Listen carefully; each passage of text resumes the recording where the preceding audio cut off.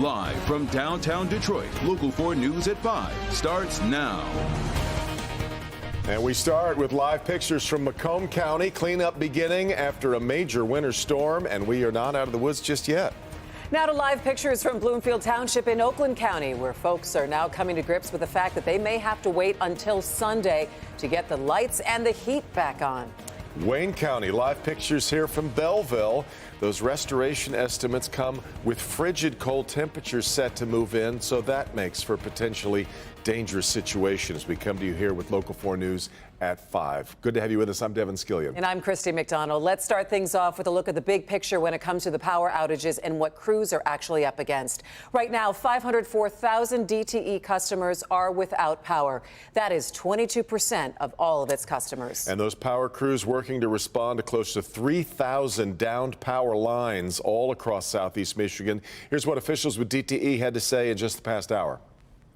We've restored power to 100,000 of our customers, but with the ice that remained on the trees and the infrastructure this morning, we've seen an additional 100,000 customers or so lose power. So that's one of the things that's really tricky with ice storms is the number of outages will continue to come in. One step forward, one step back. We're going to get out to our live crews here in just a moment. But we do want to get to Kim Adams because really they are up against the clock. Kim, the wind, the temperature change on the way. That's right. Let's start with the positive. We're starting to see a little sunshine and temperatures are warming. We're now up to 43 at Metro and in the city. Grosse Ile 45, 44 in Ann Arbor. Ann Arbor saw some of the highest ice amounts, so it's good that they're above freezing. It's taken a little while for that warm air to make its way north of I-94, so only 37 in Pontiac, 39 in Mount Clemens.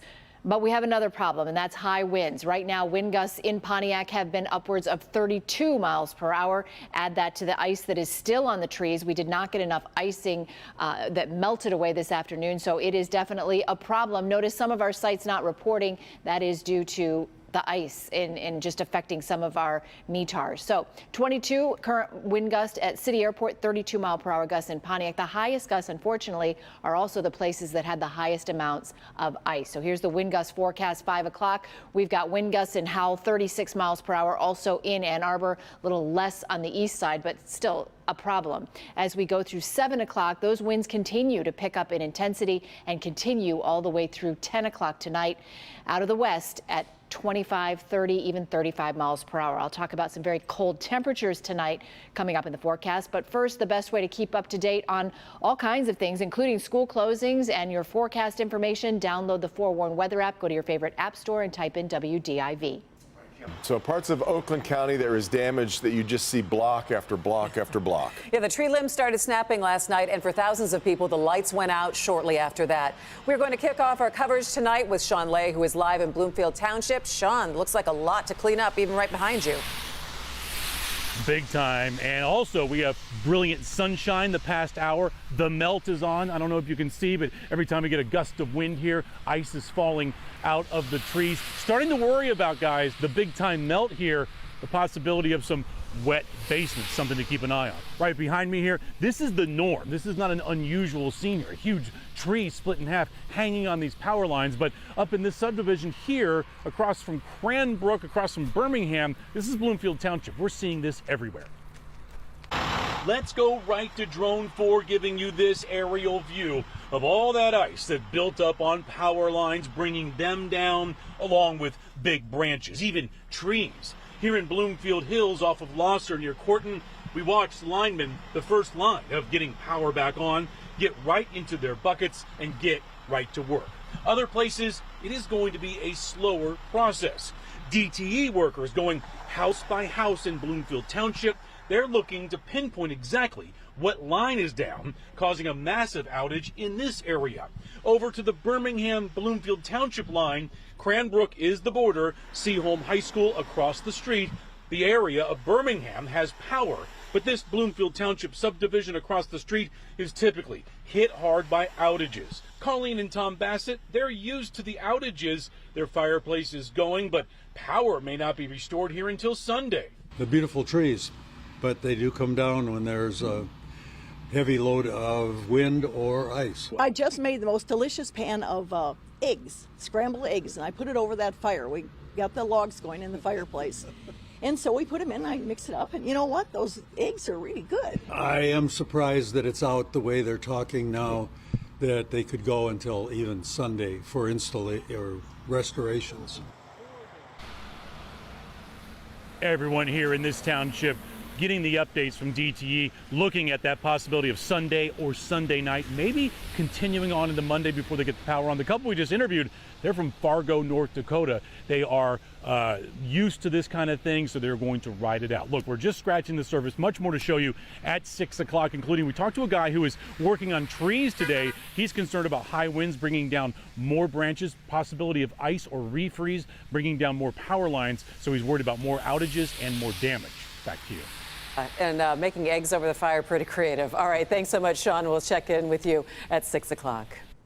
Well, from Oakland County, we head south to Wayne County, where folks are dealing with a whole lot more than just power outages there. And few areas spared from Detroit out to Westland. Mara McDonald live in Belleville, where residents there have spent the day cleaning up. A lot of this ice has melted, but the problem's coming now with the freeze tonight, Mara.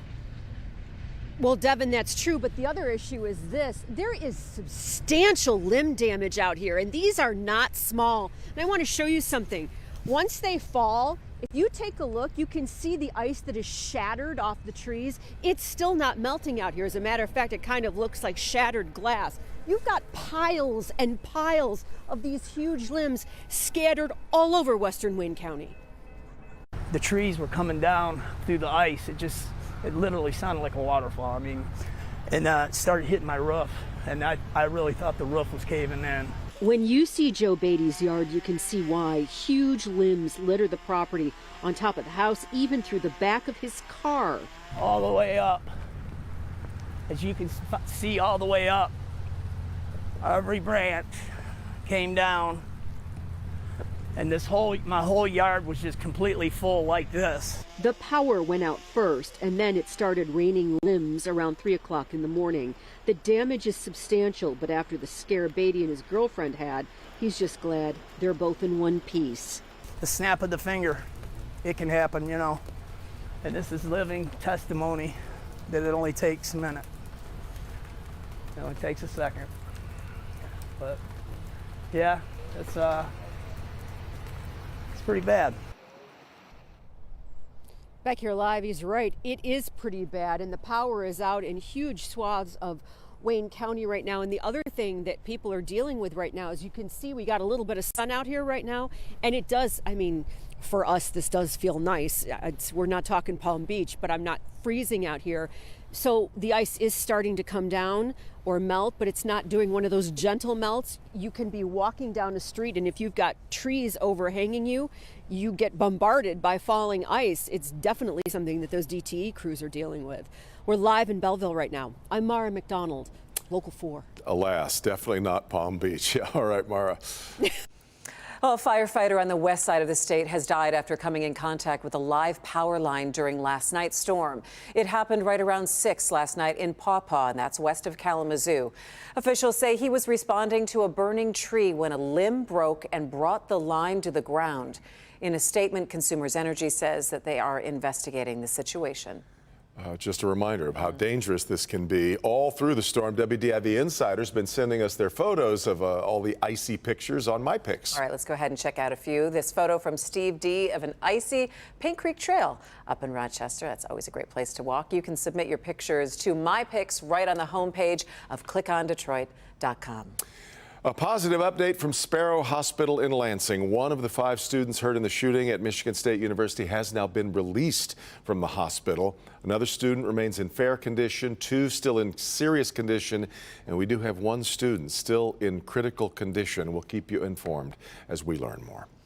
In other news tonight, pushback in Lansing as Democrats introduce a series of gun control bills in the wake of the shooting at Michigan State. And even with Democrats in the majority in both chambers, outsiders are making a bold threat to keep the bills from going to a vote. Grant Herms is live tonight to explain just what's going on here. Hi, Grant.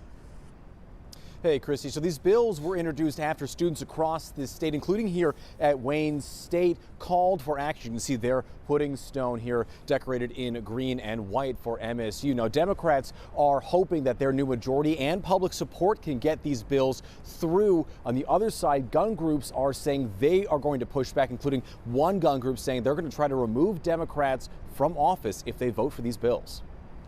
Earlier this week, state Senate Democrats dropping nearly a dozen gun bills aimed at curbing gun violence. 3 would expand the state's licensing process and background checks to include rifles and shotguns, not just pistols.